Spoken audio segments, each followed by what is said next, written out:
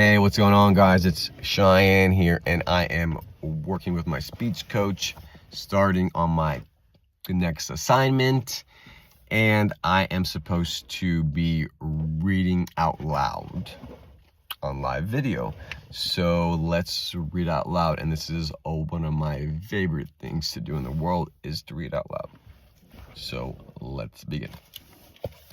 No, I have just begun. Stop asking questions and start thinking while I unfold to you the cause of all human misery, the cause of all poverty, the cause of all spiritual, mental, and physical illness. While I am talking, remember that I'm speaking of the influence of hypnotic rhythm in connection with all human relationships.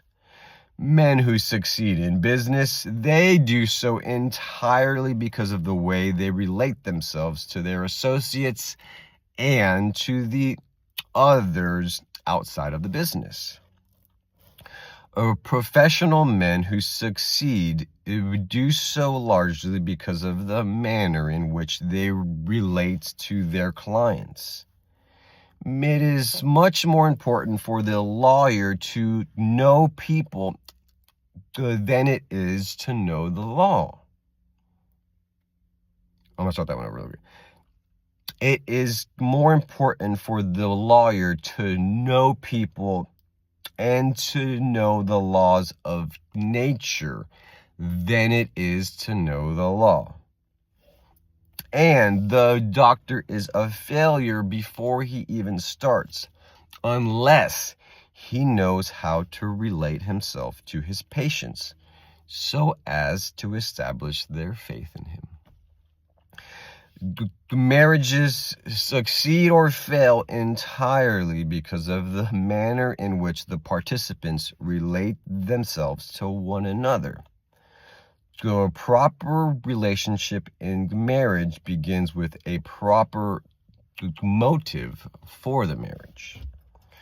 Most marriages do not bring happiness because the contracting parties neither understand nor attempt to understand the law of hypnotic rhythm, through the operation of which every word they speak and every act they engage and every motive by which they are inspired to deal with one another is picked up and woven into a web that entangles them in controversial misery, or it gives them the wings of freedom through which they soar above all forms of unhappiness. Every newly made acquaintance between people ripens into friendship and then into spiritual harmony, sometimes called love, or plants a germ of suspicion and doubt, which evolves and grows into open rebellion, according to the way in which the participants in the acquaintanceship relate themselves to one another. Hypnotic rhythm picks up the dominating motives, the aims, the purposes, and the feelings of the contracting minds and weaves these into some degree of faith or fear, love or hatred. After the pattern has taken definite shape, as it does with time, it is forced upon the contracting minds and made a part thereof. In this silent way does nature make permanent the dominating factors of every human relationship.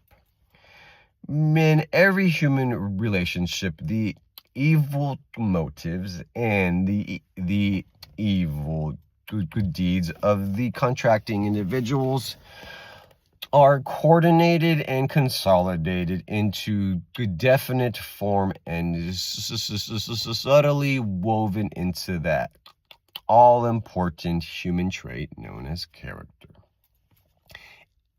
And in the same manner, the motives and the deeds of good are consolidated and forced upon the individual. You see, therefore, it is not only one's deeds, but also one's very thoughts which determine the nature of all human relationships. All right, so that was the passage from one of my favorite books of all time. For my personal improvement, I would say I can improve by picturing the story as I am speaking it. For sure, I can improve on that. And then also I can improve by just slowing down and speaking with much less power and strength. So sometimes being a stutterer, we think speaking is that speaking it takes a lot of power and I have to just push it out. Well, what I am learning from my speaking coach, but also from experience, is that speaking is a smooth, beautiful, fun thing to do. So for me to improve on my speaking out loud or reading this paragraph, I just have to do a little less of a push and put more trust in me and my speaking ability, because as we all know, I don't have any problem speaking because I can speak alone perfectly. I can speak to the stick and it's smooth and awesome. But the second I push the button on the camera, there's this little heightened elevated anxiety, which is totally normal. But the same thing happens for when I'm in a high stakes environment, for example, public speaking or speaking on an important call. So my goal is that it doesn't matter where I'm speaking, I am using the same energy that starts at the stomach. It starts in the stomach. Not here with the heightened energy, but here in the stomach and right in the gut. So speaking from my gut. Speak from the gut. Not speak from the gut. Speak from the gut. Like a man. Get low.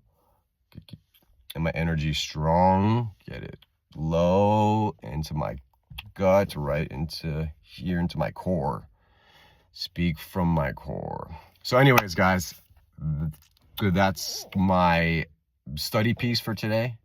I'll catch you guys on the flip side.